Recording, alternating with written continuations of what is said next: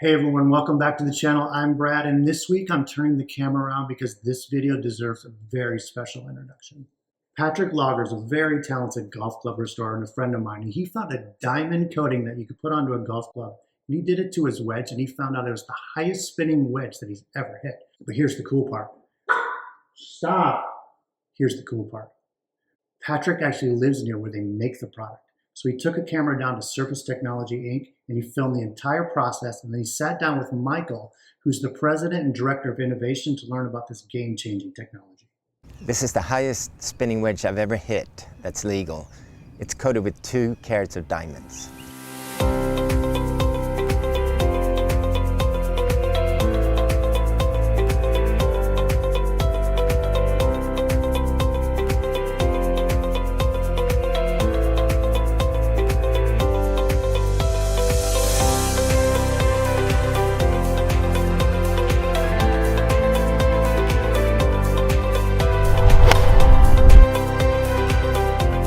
Hi, my name is Patric Lager, and I have built and refurbished golf clubs my whole life.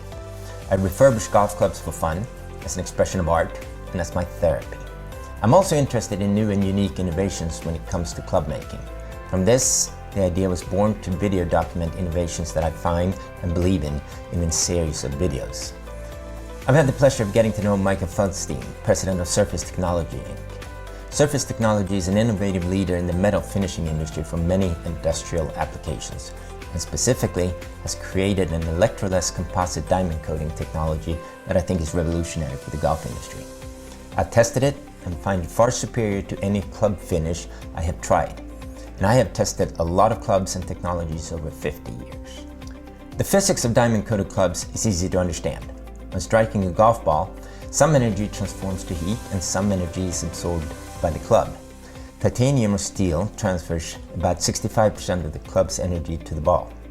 A club that is coated with diamonds absorbs less energy and hence transfers more energy to the ball at impact.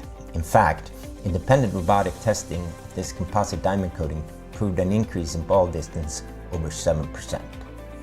Another significant advantage of diamond coating relates to wedges. A new golf wedge spins a ball about 9,000 RPMs, which declines by up to 25% after use. I've hit my diamond coated wedge hundreds of times, and under a microscope, there's no visible wear due to its face hardness.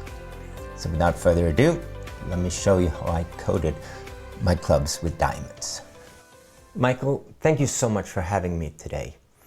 A brief overview. What is Surface Technology Inc.?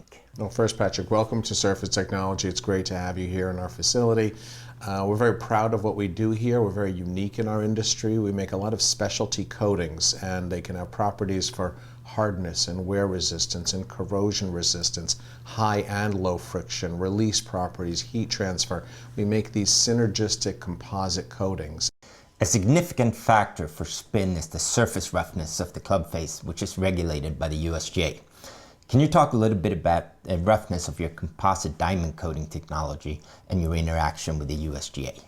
I'm really glad that you asked the question and referred to composite diamond coating as a technology, because it is a family of technologies that can create multiple products, and the products can be varied by a lot of specific parameters that we can change to affect the thickness of the coating, the roughness of the coating, all sorts of other areas, to then yield a product that is best for a specific application. In the case of golf clubs, it's an ideal coating for golf clubs because it conforms perfectly to the shape of the club. It conforms perfectly to the grooves. It won't add buildup. It won't distort the shape of the grooves.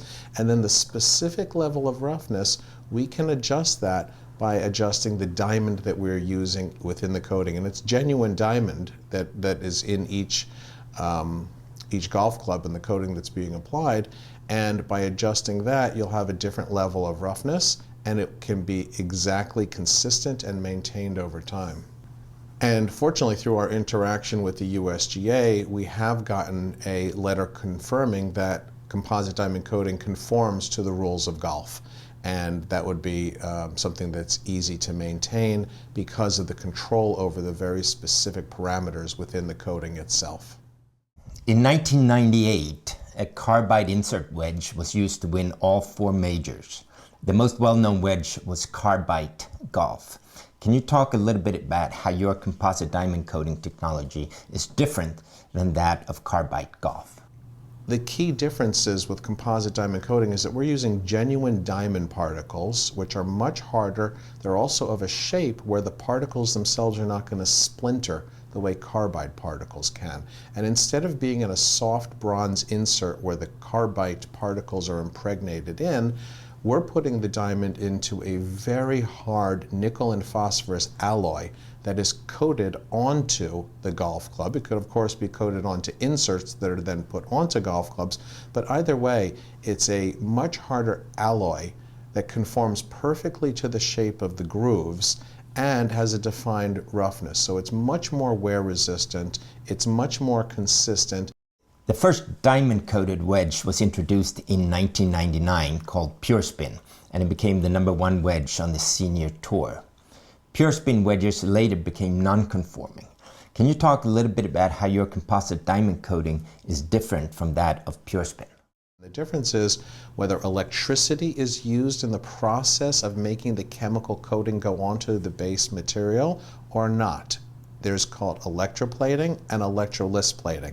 The Pure Spin coating was made with what's called electroplating. That's a technology that's been around for probably more than a century, and it's used for chrome plating of car bumpers and kitchen faucets and doorknobs and lots of industrial applications where it is suitable, where the coating doesn't need to be uniform in thickness across the entire shape.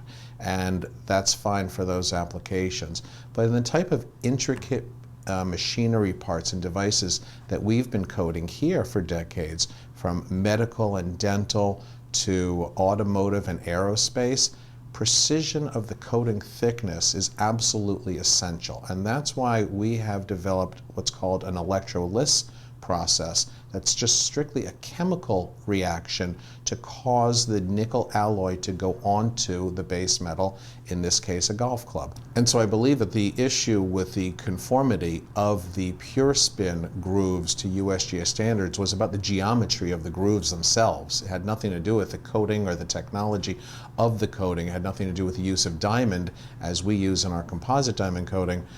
It was strictly about the geometry of the grooves themselves, and if we apply our composite diamond coating onto golf clubs where the grooves are conformal, they will remain conformal even after the coating is applied. They'll remain conformal, but just have much higher performance. A company called Liquid Metal Golf introduced irons that 25 years ago retailed for $2,000. They were made of zirconium, which has a much higher energy transfer than titanium. How's your technology similar to that of liquid metal? Well, the objective is the same, and fortunately we can accomplish it without the incredible price tag that was associated with the liquid metal material. And the process that we use with composite diamond coating, it's an industrial process that's infinitely scalable. We do it in our factory every day of the week, so it's used in a lot of industries that are very price sensitive. So it is a reasonable way to put a surface onto a golf club as well that is focused on energy transfer. So when you're looking at coating woods and irons, the objective is energy transfer. And diamond obviously is the hardest material known to mankind, and we tested this initially with very simple tests. We would take 2 panels, both the same steel, but one with our diamond coating and one not, and under time-lapse photography, we measured the rebound height of golf balls off of each of those panels, and we saw a 4 to 7% increase in the rebound height of the golf balls coming off of the panels that were enhanced with composite diamond coating. We then did the same sort of work with a very controlled experiment with robotic testing for the golf clubs that had the same swing weight, the same club length, the same loft angle. Everything was exactly the same, except one club was enhanced with the composite diamond coating, and we measured in this laboratory test on a fairway an increase of about 7% farther distance. And it's because of the energy transfer that you get when the golf ball is hit by a golf club in a fraction of a second. So that actual physics is incredibly important, and fortunately something that with composite diamond coating and the hardness of the diamond is able to affect in a very real way, from real tests on golf balls and golf clubs to just seeing it in a laboratory test to confirm the basic physics of this. I hope you have enjoyed this video as much as I have enjoyed making it. I have included Surface Technologies' contact information at the end if you would like to learn more about composite diamond coating.